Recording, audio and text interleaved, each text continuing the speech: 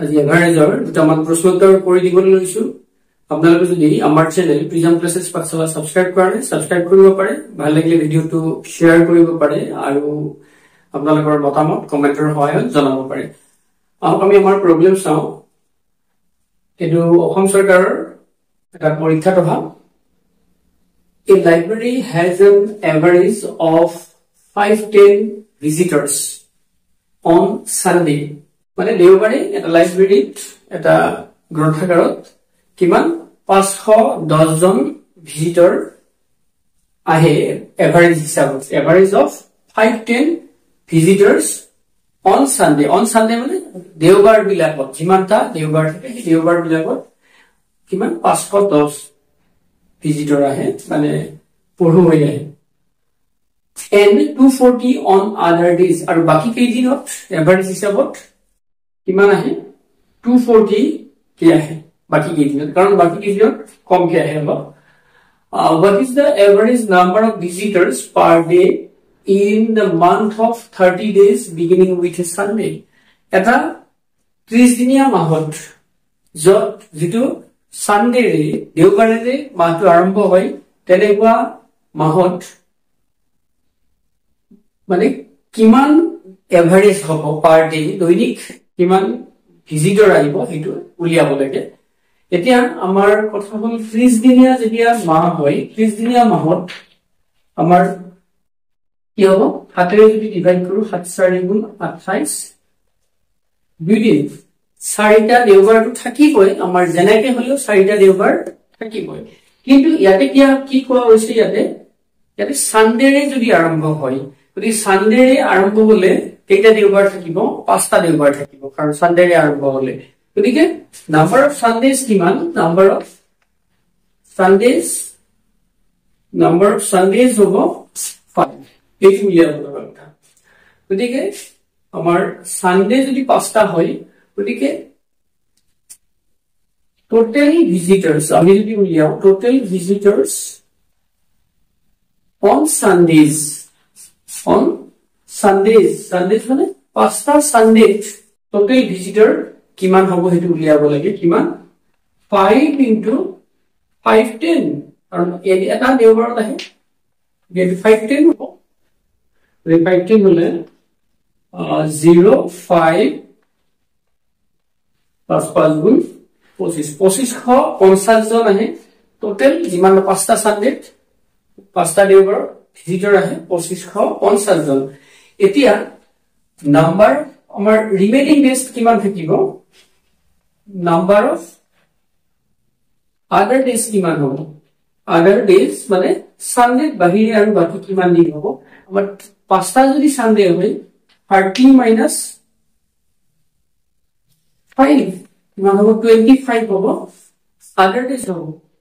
এতিয়া আমাৰ টোটাল ভিজিটৰ্স আমি যদি চাও টোটাল ভিজিটৰ্স on other days কিমান হ'ব টোটাল ভিজিটৰ্স আমাৰ 25 into কিমান কাহে 240 কে আছে 240 গতিকে এইটো আমি উলিয়াব লাগে 24 আমি যেহেতু লিখা নাই 25 4 গুণ 110 25 দুগুণ 50 এর হচ্ছে 60 মানে 6000 পিনটো দিলে আমাৰ কিমান হ'ব 6000 জন ভিজিটৰ আদাৰ ডেজত আহে বাকি কেই দিনত আহে বাকি 25 দিনত টোটাল 6000 জন আহে গতিকে টোটাল ভিজিটৰ্স আমাৰ কিমান হ'ব টোটাল ভিজিটৰ্স চাব আপোনালোকে এইবিলাক পৰীক্ষাত লিখিব দৰকাৰ নাই মাত্ৰ ক্যালকুলেশন খিনি কৰিব আমি এইখিনি কিয় দিছো যাতে আপোনালোকে বুজি পায় ভালকে টোটাল ভিজিটৰ্স on 30 days মানে গোটেই মাহৰ টোটাল ভিজিটৰ্স কিমান হ'ব 6000 আদাৰ ডেজ হ'ল প্লাস 2550 এটো হল গতিকে এটো কিমান হ'ব 8550 হ'ব টোটাল ভিজিটৰ্স গতিকে এভাৰেজ ভিজিটৰ্স আমি যদি কওঁ এভাৰেজ ভিজিটৰ্স পাৰ ডে বুলি ক'ব লাগে এভাৰেজ ভিজিটৰ্স কিমান হ'ব per day কিমান হ'ব 8550 divided by 30 গতিকে 0 0 cancel তিনিয়ে যদি আমি cancel কৰো 3 দুগুণ 6 2 থাকিল 3 8 গুণ 24 এক থাকিল 3 5 গুণ 15 285 হ'ব আমাৰ কি total sorry average visitors per day হ'ব 285 গতিকে আমাক beginning with Sunday মানে এইটোৱে কৈছে গতিকে আনসাৰটো হ'ব কোনটো হ'ব C অপচনটো 285 গতিকে ইয়াতে আমাৰ কি মন কৰিব লাগিব এই যে beginning with Sunday সেইটো এটা মন কৰিবলগীয়া কথা আমাৰ যদি beginning with Sunday যদি বেলেগ কিবা দিয়ে তেতিয়া আমাৰ চাব লাগিব আমি কিমানটা সানডে পাওঁ এবাৰ অসম চৰকাৰৰ পৰীক্ষাত অহা আন এটা প্ৰশ্ন চাব PNRD 2018 চনত অহা The average age of 40 employees in a company is 25 years. Eta company average age kiman 40 জন মানে কর্মচারী average age 25 বছর. If the age of a new employee is included, যদি এজন নতুন কর্মচারী তাত সোমায় তাত যদি জয়েন কৰে তাত লোৱা হয় যদি নতুনকে then the average increases by 3 months তেতিয়া average to কিমান বাঢ়ি যায় 3 মাহ বাঢ়ি যায় what is the age of new employee গতিকে নতুন এমপ্লয়ী জনৰ age বয়সটো কিমান হেতু উলিয়াব লাগিব এটা অপচন দিয়া আছে এতিয়া আমাৰ age কিমান হৈ আছে 25 years হৈ আছে 25 years কিমান এমপ্লয়ী 40 জন এমপ্লয়ী age to মানে 40 এমপ্লয়ী 40 এমপ্লয়ী age মানে এটো এভারেজ age হৈ আছে 25 years যেতিয়া এজন আহাৰ লগে লগে কিমান এমপ্লয়ী হ'ব 41 এমপ্লয়ী হ'ব এজন আহাৰ লগে লগে এই 41 এমপ্লয়ী কিমান এভারেজ টু বাঢ়ি যায় কিমান বাঢ়ি যায় 3 মাহ বাঢ়ি যায় তাৰ মানে 41 এমপ্লয়ী এভাৰেজ 25 years 3 months হয় কিন্তু মানে আমাৰ কি হ'ব এভারেজ 3 মাহ বাঢ়ি যায় মানে 25 years 3 months হয় কিমান 41 এমপ্লয়ী এতিয়া 3 মাহ যদি বাঢ়ি যায় আমাৰ বাঢ়ি যোৱাটো আমাৰ যেটো ইনক্ৰিজ যেটো আমাৰ মান্থ ইনক্ৰিজ হোৱাটো আমি কিমান একজনৰ যদি 3 মাহকে বাঢ়ি যায় 41 ৰ কিমান হ'ব 41 into 3 কিমান হ'ব 3 4 গুণ 12 123 মাহ কি হৈ যায় একদম ছুটিকে কৈছো আমি 123 মাহ বাঢ়ি যায় তাৰে টোটালত বাঢ়ি যায় আগৰটো আসলে 25 বছৰ সবৰে আছিল কিন্তু শেষত যেতিয়া এই যে নতুন এমপ্লয়ীটো যেতিয়া আহিলে আহাৰ পিছত 3 মাহকে বাঢ়ি যায় 3 মাহকে যদি গড় 3 মাহ বাঢ়ি মানে কি 41 জনৰ কিমান বাঢ়ি টোটালত এটো টোটাল যেটো ইনক্রিজ টোটালত বাঢ়ি কিমান 123 মাহ এটা যদি আমি 123 মাহ আমি 12 ৰে হৰণ কৰিছো কিমান বাঢ়ি আছে মুখতে কিমান 10 তাৰপৰে বাঢ়ি কিমান বাঢ়িছে 10 বছৰ 123 মাহ মানে 10 বছৰ 3 মাহ বাঢ়ি গতিকে 10 বছৰ 3 মাহ 25 বছৰ আছিল কিন্তু কি হল টোটালত 10 বছৰ 3 মাহ টু এক্সট্ৰাকে আহিল গতিকে 10 বছৰ 3 মাহ টু এক্সট্ৰাকে কোৰ পৰা আহিল ভালকে মন কৰিব এই যে 10 বছৰ 3 মাহটো আহি কোৰ পৰা নতুন এমপ্লয়ী জনৰহে 10 বছৰ 3 মাহ এক্সট্ৰাকে আহিল কাৰণ বাকিটো এমপ্লয়ী কি আছিল 25 বছৰকে আছিল এভাৰেজ গতিকে নতুন এমপ্লয়ী জনৰ পৰা এক্সট্ৰাকে 10 বছৰ 3 মাহ বাঢ়ি আহি আৰু এটো সবৰ লগত যোগ হৈছে গতিকে নতুন এমপ্লয়ীজনৰ কিমান আছে 25 বছৰটো এভাৰেজ হৈয়ে আছে তাৰ লগত আৰু 10 years 3 months প্লাস হ'ব গতিকে 10 years 3 months মানে এটো কিমান হ'ব 35 years 3 months নতুন এমপ্লয়ীজনৰ আকৌ এটো ভালকে মন কৰিব গতিকে নতুন এমপ্লয়ীজনৰ কি হ'ব এটো 35 years 3 months গতিকে কি হল তোমালোকে এইটো কেনেকৈ উলিয়াইছো আমি বেলেগকে উলিয়াব পাৰো কিন্তু আমি বাঢ়ি কিমান 3 মাহকে বাঢ়িল আকৌ কৈছো মই 3 মাহকে বাঢ়িল 3 মাহকে যদি বাঢ়ে 41 জনৰ 3 মাহকে কিমান বাঢ়িল কাৰণ গড় 3 মাহ বাঢ়িল মানে সবৰ এটা 3 মাহ হৈছে গতিকে 41 জনৰ মুঠতে কিমান বাঢ়িল 123 মাহ বাঢ়িল 123 মাহক আমি 10 বছৰ 3 মাহ পালো গতিকে এই 123 মাহটো ক'ৰ পৰা আহিছে ক'ৰ পৰা এই যে নতুন এমপ্লয়ীটোৰ পৰা গতিকে নতুন এমপ্লয়ীটোৰ পৰা 25 বছৰটো তাত লাগি আছে আমি এভাৰেজ ধৰিয়ে আছো আৰু 10 বছৰ 23 মাহটো আমি তাৰ লগত যোগ কৰিব লাগিব তেতিয়া পাম 35 বছৰ 3 মাহ পাম নিশ্চয় বুজি পাইছে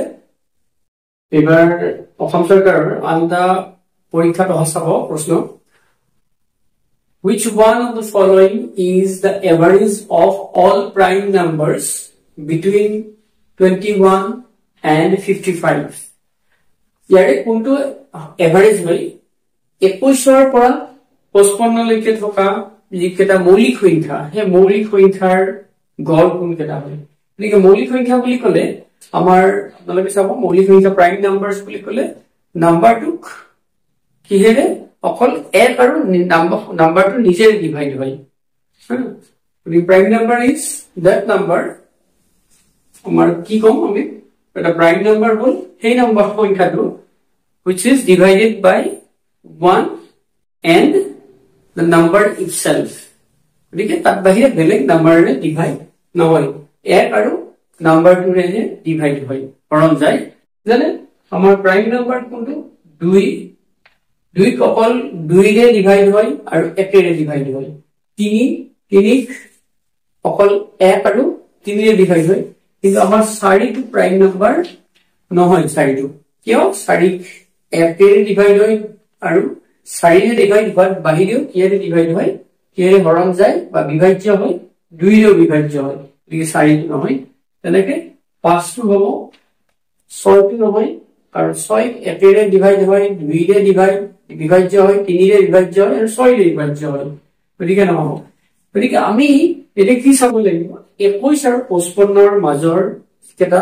মৌলিক সংখ্যা কি চাব লাগিব মৌলিক সংখ্যাৰ ধাৰণাটো নিশ্চয় হ'ল আকৌ এবাৰ কৈছো মাত্ৰ সংখ্যাটোক মৌলিক সংখ্যাটোক কোৱা হয় সংখ্যাটো অকল এক আৰু সেই সংখ্যাটোৰেহে বিভাজ্য হয় বাকি কোনো সংখ্যাৰে বিভাজ্য নহয় গতিকে সেইবোৰ হ'ল মৌলিক সংখ্যা বা প্ৰাইম নাম্বাৰ গতিকে আমাৰ 1 আৰু 21 আৰু 55 ৰ মাজৰ বুলি কৈছে বিটুইন গতিকে 21 টো আমাৰ নহয়ে 55 টো নহয়ে গতিকে আমাৰ 22 টো হ'বনে 21 ৰ পিছত 22 টো নহয় কাৰণ 2 ৰে আৰু 11 ৰে হৰণ যায় 23 টো হ'ব তাৰ পিছত আমাৰ 24 নহয় 25 নহয় 24 কিয় নহয় 6 4 গুণ 24 25 ৰ বেলেগে যায় 26 নহয় 27 নহয় 28 নহয় কি হ'ব 29 হ'ব 30 নহয় 31 হ'ব 32 নহয়